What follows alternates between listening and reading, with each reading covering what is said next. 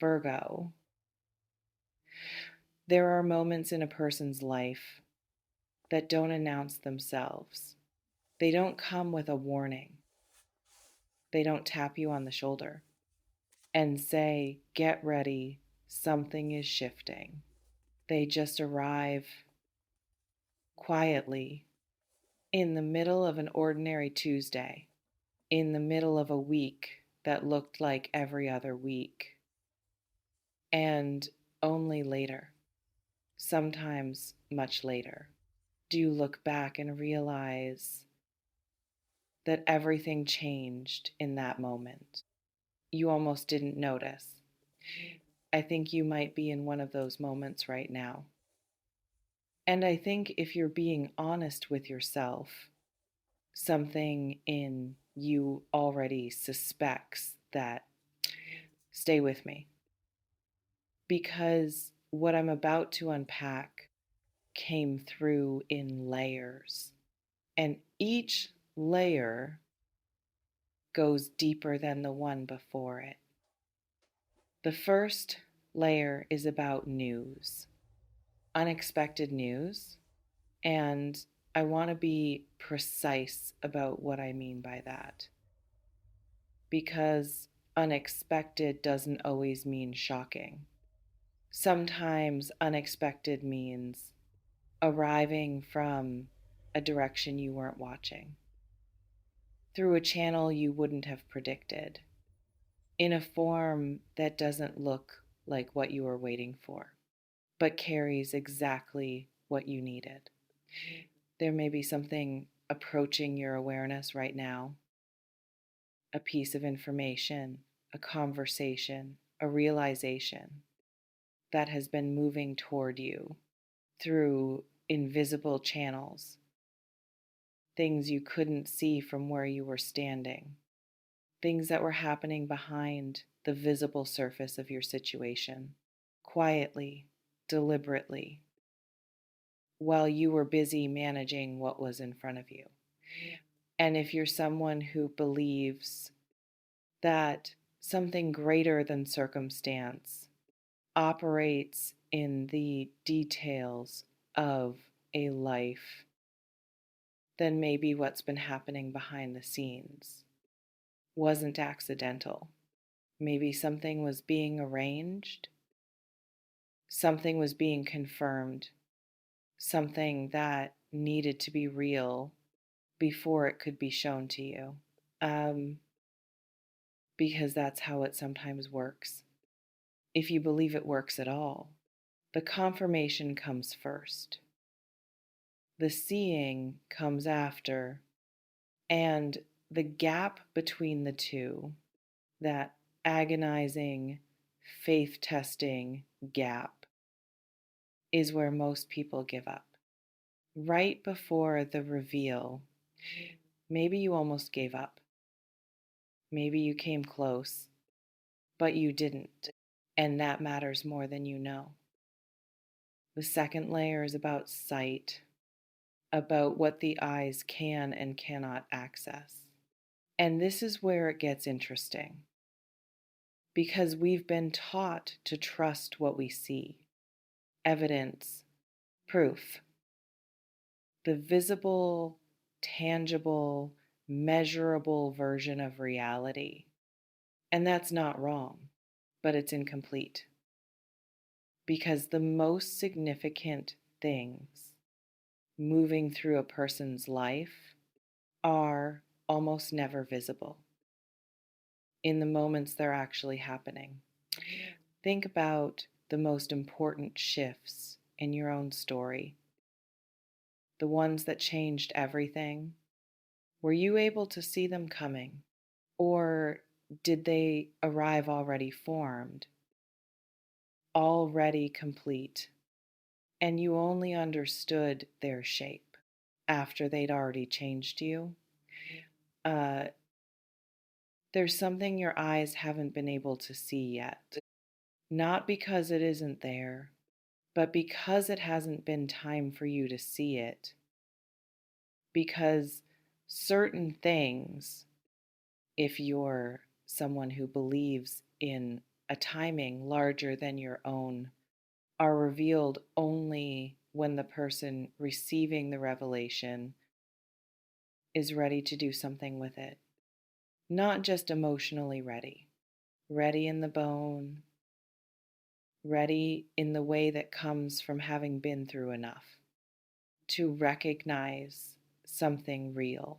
When it finally appears, maybe that readiness, the kind you couldn't manufacture, couldn't rush, couldn't arrive at any other way than through exactly what you went through. Maybe it's been quietly completing itself. And maybe what's approaching now is the moment the curtain moves. Third layer, the confirmation. And this word confirmed is the one I keep returning to because there's a specific kind of knowing that exists before confirmation, a quiet interior certainty that has no evidence behind it and yet refuses to be argued away, the kind that lives in the chest rather than the mind, the kind that has been whispering something to you persistently, stubbornly, across all the moments you tried to silence it, that something is real, that something is true, even without proof, even without a single visible piece of evidence. If you're someone who prays or who speaks to something in whatever private language that takes for you, maybe you've asked about this specific thing, not for it to be given to you necessarily, just to know, just to have some sign, some small, undeniable signal that what you've been feeling in that interior place is not delusion, is not wishful thinking, is not the desperate invention of someone who wants something badly enough to imagine it into existence.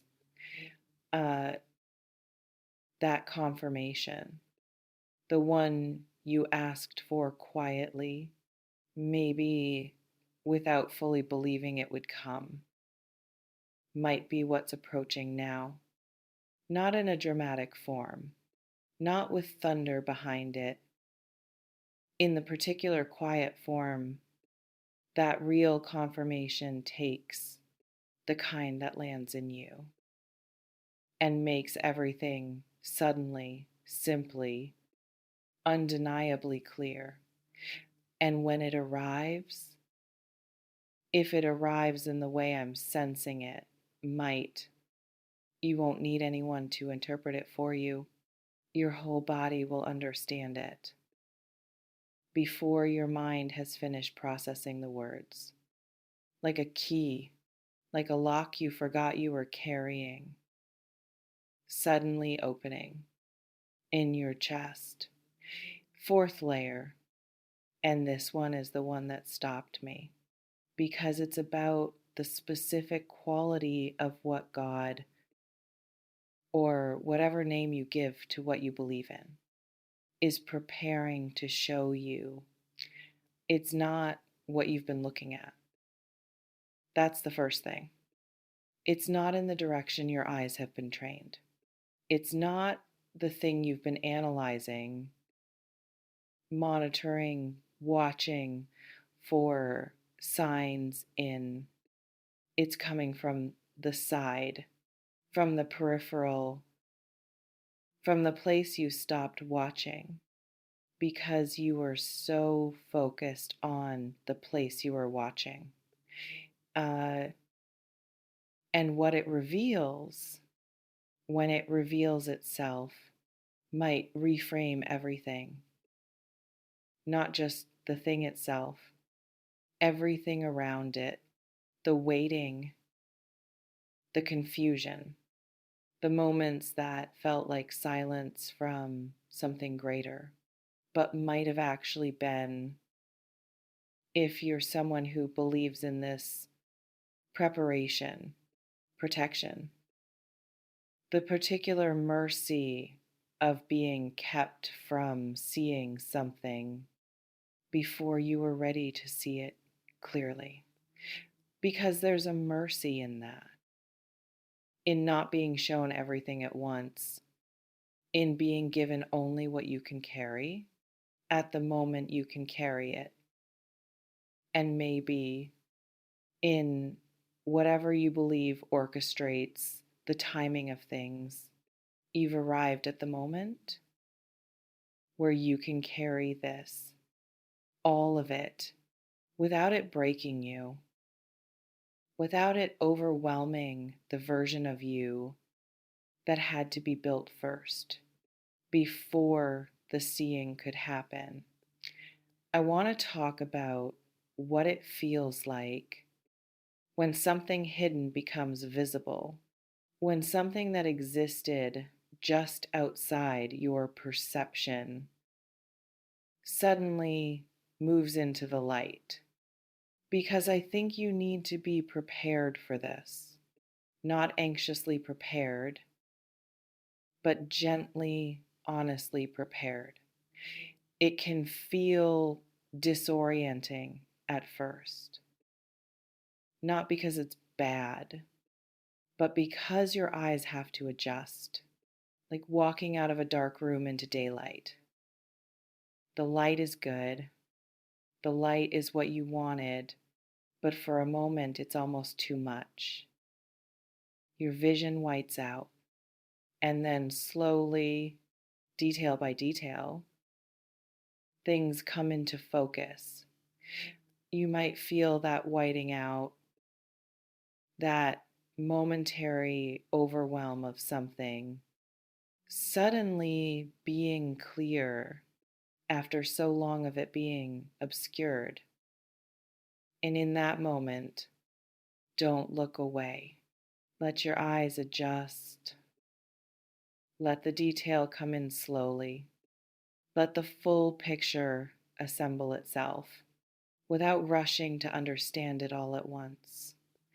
Some things need to be received slowly, even when they arrive suddenly. And here's what I want to leave you with. The thing that stayed with me longest after everything else settled. If you believe in something greater, in a presence that sees the full picture, when you can only see your corner of it, then consider this.